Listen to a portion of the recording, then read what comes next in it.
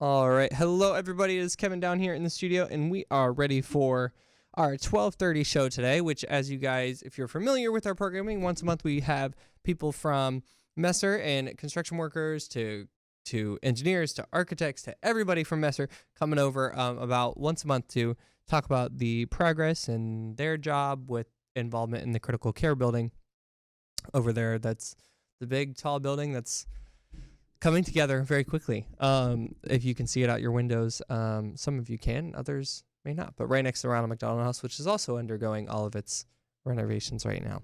So I'm going to toss it over to my left and let them introduce themselves. So hello, welcome. Awesome. Hi guys.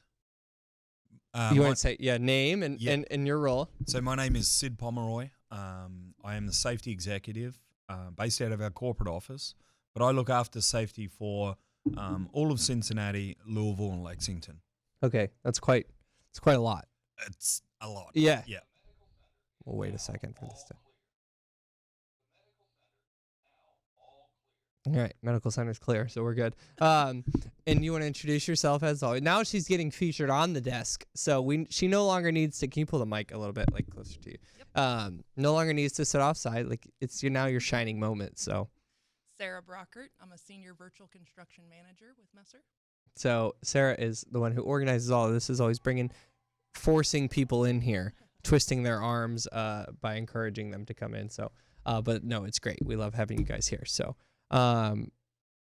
Can you just tell me a little bit about your job and like your kind of day-to-day activities? Yeah, sure. So, for me, a little bit about my job. So, like I said before, I look after all of safety. So, I'm making sure that all of our projects have all of the safety requirements in place. They're following all of our requirements when it comes to safety.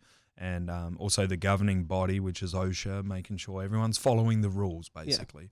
Yeah. And then my job day to day is just checking in with the projects, checking in with my team to make sure that, everybody's doing what they're supposed to be doing. Yeah. So, yeah. That's a lot of how many people are on your team? So on my team, I look after 8. Okay. Yeah. But and then all 8 of them are going off, like, are they all here, or is that 8 in Lexington and Louisville areas as well? Yeah, that's including them. So here in Cincinnati, we have a team of 4. Okay. And then we have the 4 more, 2 in Louisville and 2 in Lexington. Okay, gotcha. And I have to ask, so you got an accent? I do have an accent. Yeah. Australia? Yes. Okay. Yeah. Where are you from in Australia? I'm from the city of Adelaide, which is on the southern coast. Okay, gotcha. My sister lives in Australia. That's why I asked. But awesome. Still right outside Melbourne. So I've been here for 3.5 years. The accent has not gone yet. Well, that's okay. Keep the accent. Yeah, I think that's a good thing. It makes you more unique. Thank you. You'll stand out a little bit. So yeah. Plus the Cincinnati accent. I mean, I don't really think It's non-existent in my mind. Outside, where are you from? Like in Cincinnati? I grew up on the west side, so I grew up. You definitely have an accent. You're lying. West Siders have accents. They just refuse to admit they have accents. It's very Clevelandy. Everything I've is never been to Cleveland. very nasally. It's very nasally. Anyway, okay, back to you. Sorry, I had to get that out of the way. Otherwise, it would have been this elephant in the room. So what is your favorite part about your job and just kind of everything that goes with it? Yeah, so the favorite part about my job is making sure that everybody goes home every day the way they came to work. So I love the fact that each day we celebrate that no one got hurt on a job, which is very important. Yeah.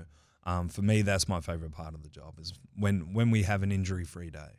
Well, you knowing everyone went home to their families safe. And on a scale this big, like on a project this big where there's so many moving pieces, I mean, I don't know now less so than in the beginning, but I feel like in the beginning there's so much going into building this that's not exactly stable yet.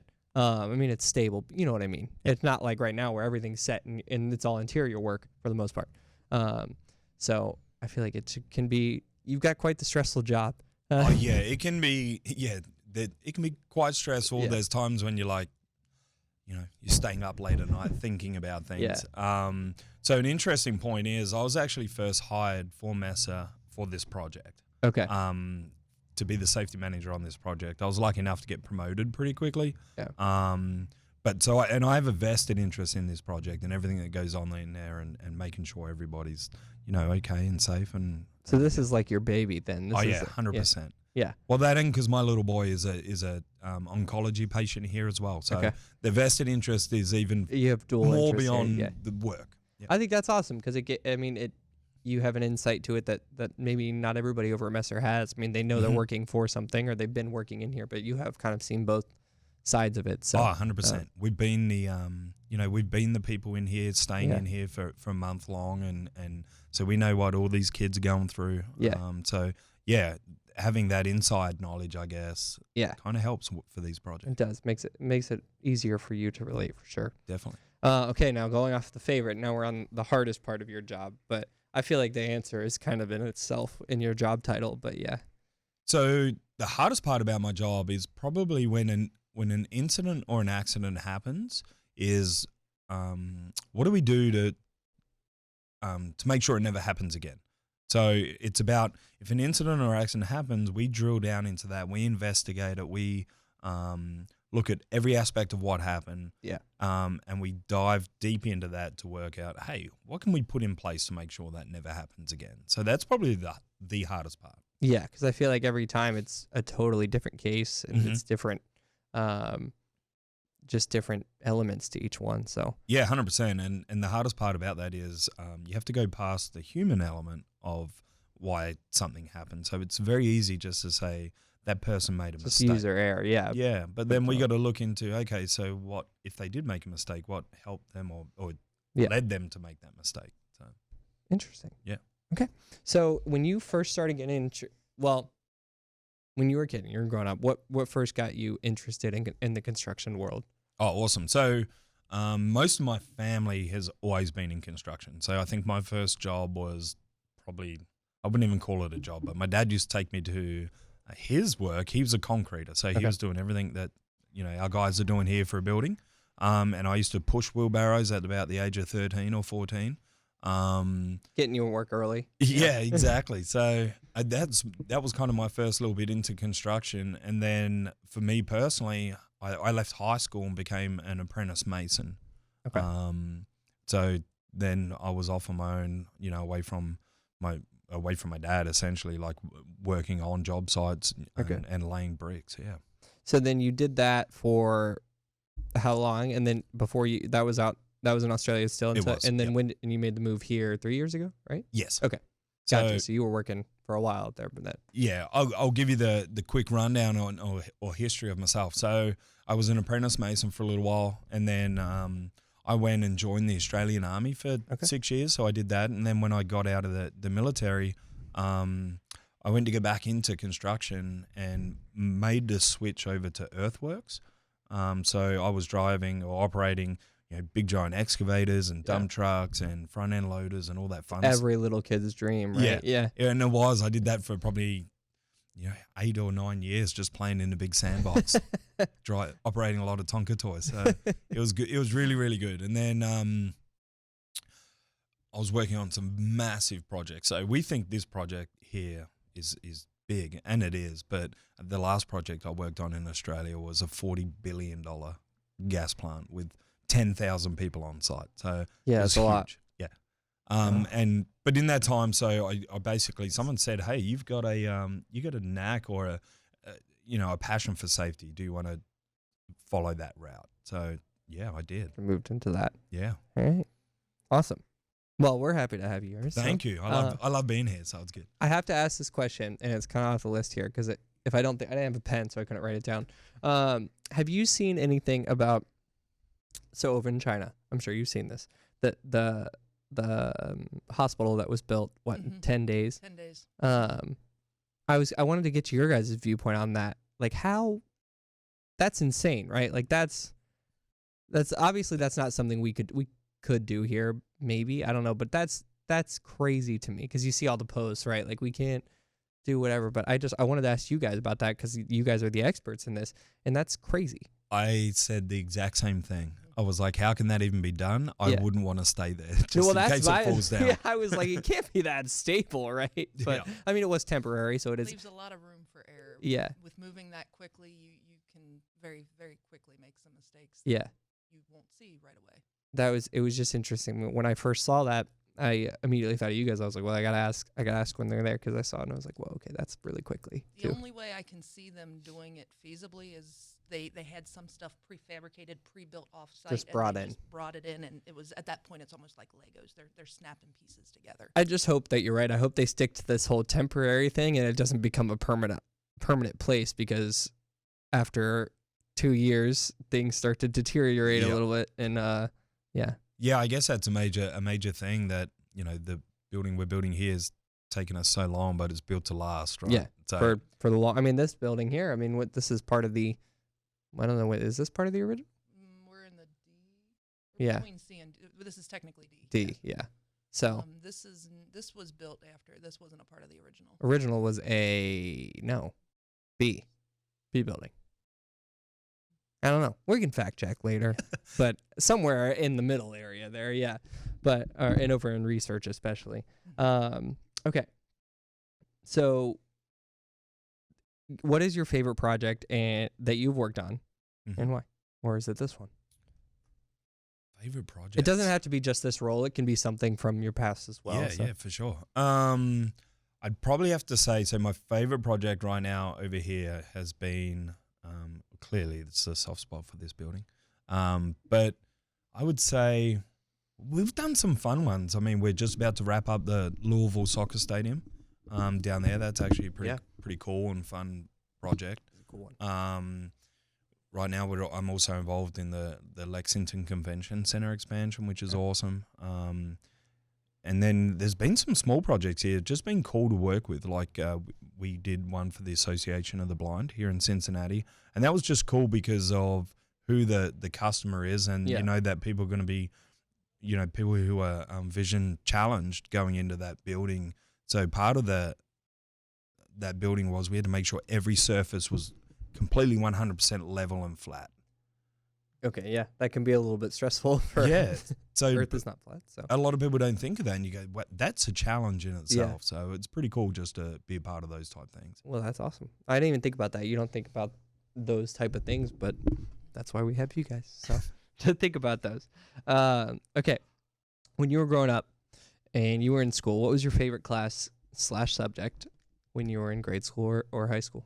Okay, so my favorite, I'm gonna have to say it was. This is gonna sound funny. I think my favorite was actually like home economics, learning to cook and whatnot. That doesn't sound funny, because normally the people that come in here say math and science, and that sounds funny to me. So I'm glad you said something like that, because I was a real sporty kid though, so physical education was like huge. I played every sport there was. Yeah. Growing up, and especially in high school, I was kind of like, I'm getting on every team. But outside of that, like home economics, like learning those kind of life skills, or it's like, I wish we still had stuff. I mean, I know in my high school we didn't. I know some do, but not something I took. But I wish I did.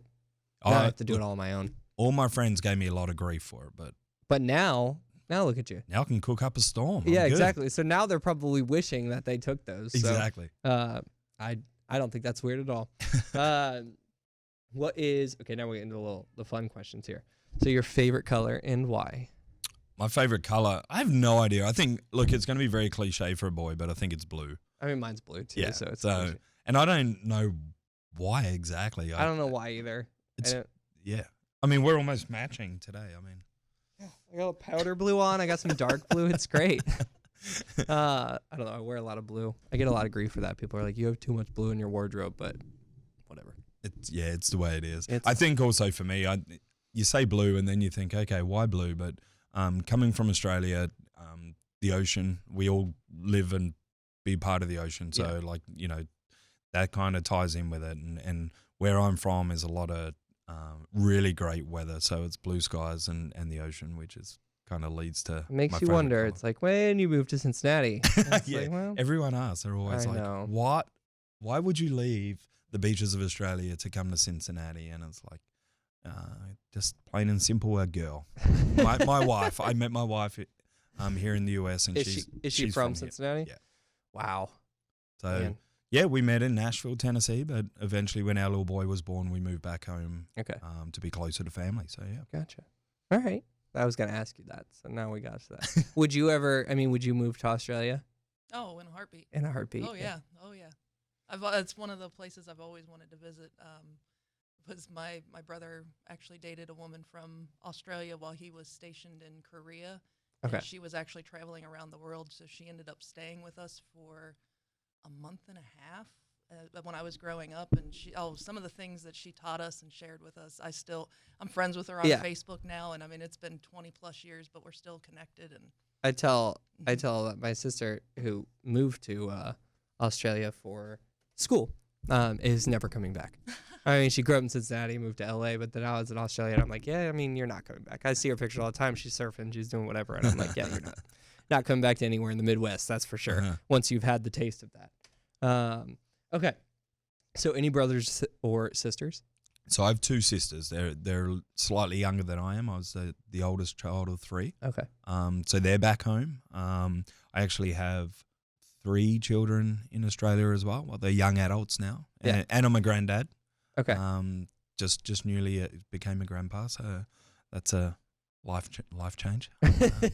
But yeah, you got to get used to that for sure. Definitely. But 2 sisters at home. Okay, gotcha. And then if you had to pick cats or dogs, what'd you pick? Dogs. Dogs. All right. 100% dogs. Yeah. We got a giant, huge dog at home. We got a Bernese Mountain Dog. Oh, that was my dream dog. Yeah. That was my dream dog. Now I have an Australian cattle dog, but it's fine. I'll get a Bernese Mountain Dog someday. No, I have fought my wife tooth and nail for an Australian cattle dog, and I lost that argument, and we got a Bernese Mountain Dog. Why is that? The settlement was a Bernese Mountain Dog. Like, why did you lose the argument? Like, what was the? Mainly because my wife wins every argument. I know, but like, what was the con to an Australian cattle dog? I had one at home. Okay. And I left my dog with my dad. I love Australian cattle dogs. They're so smart. They're so intelligent. It's a blessing and a curse. They're energetic as all get out. Yep. But they're fantastic dogs. Like my Australian cattle dog, I got her at 6 weeks old. Okay. And she's never had to be on a leash. Oh, mine's not on a leash at all. So no, she'd be at your feet, or you'd whistle and she'd come straight back to. That's what people always ask me. They tell me, they're like, how did you get your dog to do that? And I'm like, it's funny. I never had to train her to do that. I mean, she has like an e-collar on just in case she tends to get a little distracted with dogs, but, and kids. She's always trying to herd them. But it's the best dog I've ever had. I mean, I've only had one of my own, but it's like, I don't know if I can go back. I could deal without the energy, but that's a fair trade-off, I guess. But yeah, no, they're beautiful dogs. Well, next time, if it helps you feel better, I know somebody that has an Australian cattle dog and a Bernese Mountain Dog right now. So Really? there you go. I can vouch for you there. Thank you. I'll have to pass that on to my wife. I can send you some pictures, and then you can just say, "See, it works." Yeah, there you go. There you go. All right. Any hobbies or your favorite hobby? Hobbies. Other than work. Yeah, other than work. There doesn't seem to be a lot of time other than work, really. No, my hobbies, I love working out. I do it every morning. Okay. Just staying active, I think, is really, really important, and just having that fun. Keeps your energy level high. Yeah, and aside from that, Australian rules football, a lot of you guys don't know what that is. But that's a hobby of mine, and there is a team here in Cincinnati. I was going to ask if you had a team here, but there is one here in Cincinnati. So what generally tends to happen is I'll go out and kick the football around with the guys and do a little bit of training. Then I will generally hurt myself some way, shape, or form, and then have to stop for a while and then do it all again. It's a never-ending cycle. Oh, well, I mean, I guess you're kind of asking for it, though, right? Yeah, and I'm not as young as my mind thinks I am. Yeah. So those are constant reminders like, hey, you're getting older. You're getting old, so yeah. it's okay. I mean, you said you have a boy, right? How old's your Yes, son? I got my little boy Jack here in Cincinnati, and he's 6. Okay. So he does take up a lot of our time. He plays, well, now that his treatment and everything has been over for a year, he plays a lot of sport. He's playing basketball at the moment. He dances for the ballet academy. Okay. Wow, he's got all of it covered there. Yeah, and then t-ball and soccer and swimming lessons, and so there's not a lot of time for my hobbies. I was going to say, yeah, you don't have. There isn't much time. You were right there, No. but I mean that's very talented for sure. Yeah. You got every sport and activity covered. Exactly. Okay, did you always want to be in construction when you were little, or like say when you were little, what was like your dream job per se? So my dream job and what I always wanted to do as a little kid was be in the Army. I grew up on military bases. My dad was in the military. His dad was in the military. So it was kind of for us, or for me, it was kind of like the family business. Yeah. And I went off and did that. So, but second to that, it was always construction. Okay. I love construction. There's something kind of cool about driving around the city and you drive past a building and go, hey, we built that. Yeah, like I had a part in that. Yeah. Yeah. So, you know, I've got to do that in my home city in Adelaide. I've got to do it, you know, on major projects over in the outback in Australia. And now I get to do that here across the other side of the world in Cincinnati, which is pretty cool. You get to drive around the city and go, hey, I had a part to do that building, or we did that and did this. And That's my favorite part about talking to you guys is every one of you guys says the same thing at that driving past stuff. And it's just cool to look at stuff. And I think it just speaks to your role because you all walk by or drive by and be like, wow, we built that. And that's not something everybody can say. So yeah, that's awesome. Yeah, it's really cool. Like, one of the cool projects I missed out from your previous question earlier on was Music Hall here in Cincinnati. So it was one of the first, when I moved here and joined MESA, it was one of the first projects. It was that renovation of it. Through, yeah. And so now I go to the ballet with my wife, and we go to Music Hall all the time, and it's like, this is cool. We're sitting in here. I remember when it was completely gutted and there was nothing inside, and now I'm getting to sit here and enjoy shows. But I think, like, especially Music Hall, my favorite part about Music Hall and the renovation process that went with that is it looks like nothing has changed, which obviously was the goal. You don't want to make it a totally new building, but you walk in there and it's like, oh, you wouldn't even know outside of everything being new or refurbished. At one point in time, everything was out of the main hall, and you could see the dirt floors. Like everything was out of there. It was completely. So, and it's spooky, and I don't want to be in there for that. But yeah, I'm sure you guys were in there for some of that, and we don't need to talk about it, but we can just acknowledge that it was there. But yeah. All right. So, what is the one of the biggest challenges you've overcome, or you've had to overcome as a kid and or adult?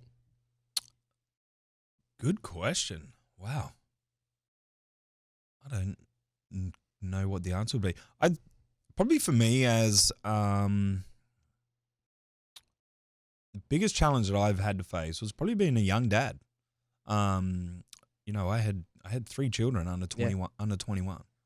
I was only 21 when the third one was born. So I grew up with my kids and learned some pretty hard life lessons to begin with. And then, so that was one challenge. And then the major challenge was when our little boy Jack was diagnosed with leukemia. That was the lowest or the hardest thing I've had to ever encounter in my life. And it wasn't even my fight; it was his. But just hearing that news, of him being diagnosed with cancer is pretty full on. Yeah. Well, and it's I don't know. I take comfort in knowing, especially places like here, like places like this, like the studio. Like I'm always grateful for even working here, because it gives a little bit of an outlet or a distraction where it's not all focused on that outcome or that disease at that point. Yep. It's like something else to get through the day, just to get through it day by day. So, but it's awesome. Yeah, so that was the biggest challenge. But so I'm involved here with the hospital in the family advisory council. And you hear some of the stories of all these little kids and what they're going through. And I think sometimes, because you look at Jack, and even when he was in probably the height of his sickness, apart from having, the bald head from the treatment, like you wouldn't know he's going through that. And you certainly wouldn't know it now. So there's a lot of little youngsters in here that got much harder fights than what we went through. So yes, it was a big challenge for us, but you can certainly be thankful that, it really isn't that bad and you get through it. It's all something. I mean, it's always every kid is going through something, and whether you know it or not, it's just it's nice to have this stuff here. So, but all right, awesome. Now this is a fun one to go on a little bit lighthearted note. All right, let's go. So any secret talents that we should know about? Secret talents? No, not secret talents. Any talents? But one thing that you guys are pretty impressed with, so obviously I grew up playing Australian rules football, which is all about kicking the ball. So for all you kids who don't really know, probably a punter on a football team is probably an equivalent to what we do. We kick the ball. Yeah. Same shape ball that we kick to our teammates. But having grown up with that, and a skill that I have is being able to kick the ball with both feet. So that ability like ambidextrous with punting. So that ability to pump the ball with both feet. And you guys over here are kind of like, what? How do you do that? Well, that is magic. I'm trying to imagine myself it wouldn't work. Like I'd fall. Because I'd plant. Wait. Yeah, no, I can't do that. It's backwards. That's about the only secret skill I have. That's a pretty fun one. That's a crowd one. Yeah, you can go and be like, I have this fun talent. Yeah. But then you play it off and be really cool and be like, what? You guys can't do that? Yeah, exactly. And you'll be like, oh, man, I feel bad about myself now. But what about, did you have any questions you wanted to ask? Or maybe not ask, but follow up on? I don't think so. I think those were all the standard. Oh, the one we did not touch on was how did you get to where you're at?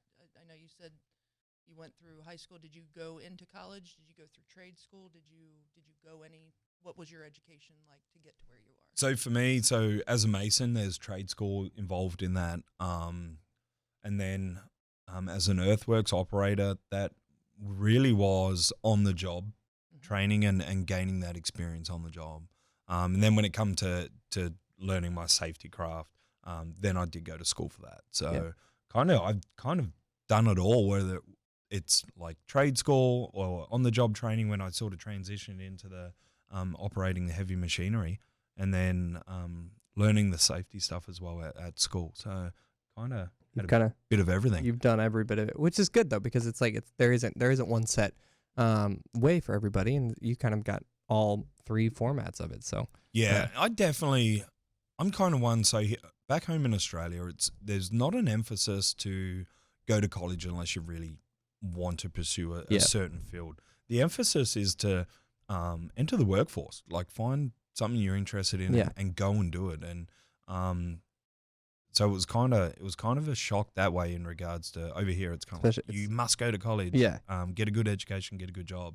Well, from my experience, that's just not true. Yeah. We need skilled workers in our workforce. So college isn't the be all and end all of. No, it's not. Of your future. Yeah, it's definitely it is funny when you look at different countries and how they do things comparatively, and you just see it. They have one or two universities per that country. Yeah. Whereas, like, I think, and I mean, you can tell me differently in Australia, but it's mainly in the major cities, correct? Right. Correct. Like you have like Melbourne, Sydney, and all these other ones. But outside of that, there aren't any major universities. No. It's not like here where it's like you have Cincinnati, Ohio State, Cincinnati State, Miami, all of these. Yep. So it's different from that. Yeah, there's pretty much only one or two per city, really. Okay. There's a whole bunch of technical schools that you'll go and get your training. You could get training at in certain things. There's a couple of trade schools. They kind of go hand in hand. The technical school and the trade school, it's kind of one and the same. But as far as university, it's kind of like, yeah, you can go if you want. But there's no real need to.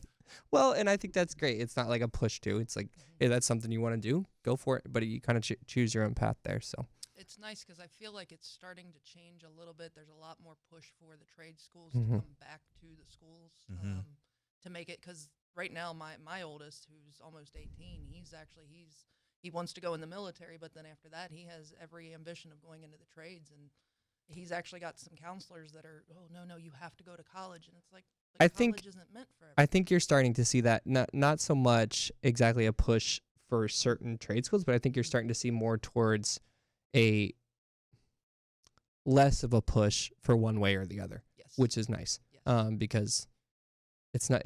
You shouldn't have to decide everything right away. So that's well, great. And it's impacting us currently because right now there's labor shortages. Mhm. I mean, I want to say the average age of a construction worker is around 45. Yeah. So when you put that in perspective of, you think of retirement, most people want to retire at 55, and we've got some guys out in the field that are going in their 60s that they're Yeah. still hanging on because they need to. That's where the physical fitness thing comes in. That's it. Yeah. So, It's a full circle.